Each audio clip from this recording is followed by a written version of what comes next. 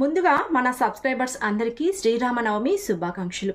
ఇక పార్టీలో ఉంటే నువ్వు ఇక్కడేం చేస్తున్నావు అంటాడు రాజ్ శ్వేతతో. వెన్నెల వస్తుంది అంటుంది శ్వేత.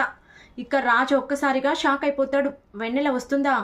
తనొస్తే నిజం బయట పడిపోతుంది అని మనసులోనే కంగారు పడతాడు. ఇంతలో కావ్య వచ్చి, హో వెన్నెల వస్తుందా, అయితే నిజాలు బయటకు వస్తాయి శ్వేత అంటుంది కావ్య. ఏం నిజాలు అంటుంది శ్వేత.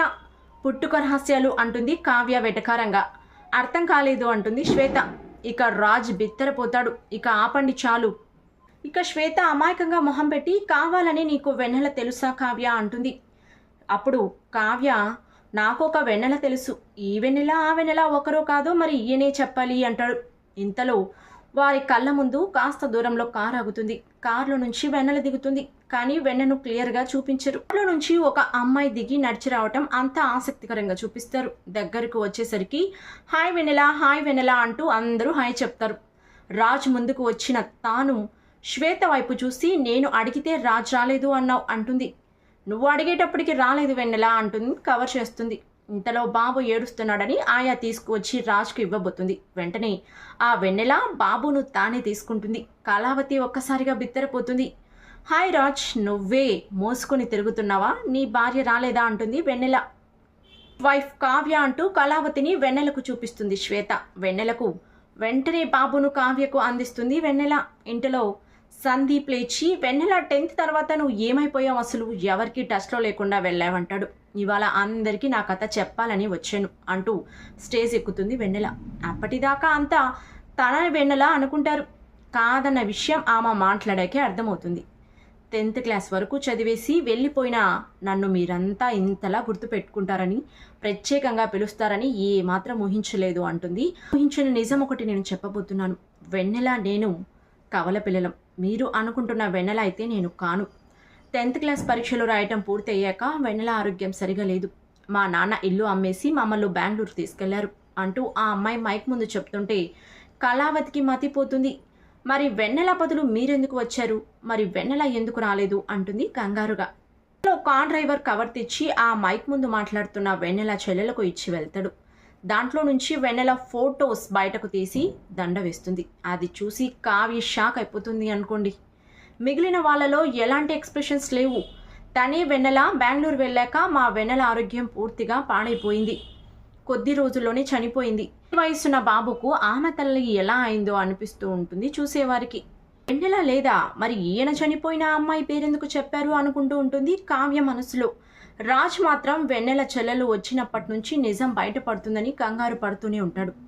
ఒకసారి బెంగళూరు ఎయిర్పోర్ట్లో రాజ్ కనిపించినప్పుడు మా అక్క చనిపోయిందని చెప్పాను, మీ అందరికీ చెప్పాడు అనుకున్నాను అంటుంది వెన్నెల చెల్లెలు. వెంటనే కావ్యలో ఆనందం పొంగుకొస్తుంది. కళ్ళ నిండా నీళ్లతోనే బాబును రాజ్కు అప్పగించి అక్కడి నుంచి పక్కకు వెళ్తుంది కావ్య. ఆ వెనుకే శ్వేత కంగారుగా కావ్యను ఫాలో అవుతూ వస్తుంది. కావ్య ఓ చోటుకి వెళ్ళి కూర్చుని ఆనందంతో కళ్ళు తుడుచుకుంటూ ఎమోషనల్ అవుతూ ఉంటుంది. శ్వేత కంగారుగా కావ్య దగ్గరకు వచ్చి కావ్య అంటుంది. కావ్య పైకి లేచి శ్వేతను హక్ చేసుకుంటుంది. కావ్య ఏమైంది అంటుంది అర్థం కాక. తనే వెన్నెల ఏమో అని నా గుండె ఒక్కసారిగా ఆగిపోయింది తెలుసా. ఇక ఆయన జీవితంలో నుంచి నేను తప్పుకోవాలేమో అనుకున్నాను, కానీ నా ప్రేమే నన్ను గెలిపించింది. ఈరోజు దేవుడు నా వైపే ఉన్నాడు, నన్ను గెలిపించాడు శ్వేత, నాకు చాలా హ్యాపీగా ఉంది అంటూ తనని హక్ చేసుకుంటుంది.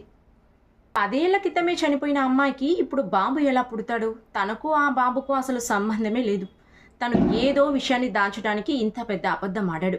ఇంట్లో అంతా ఆయన తప్పు చేశాడని అనుకుంటున్నారు, అవమానించారు. కానీ నేను మాత్రం ఆయన అలాంటి మనిషి కాదు అని గట్టిగా నమ్ముతున్నాను. నా ప్రేమ అంతా అబద్ధమేనా? నేను ఉండగా మరో ఆడదానికి స్థానం ఎలా ఇస్తారు అని 100 సార్లు నన్ను నేనే ప్రశ్నించుకున్నాను.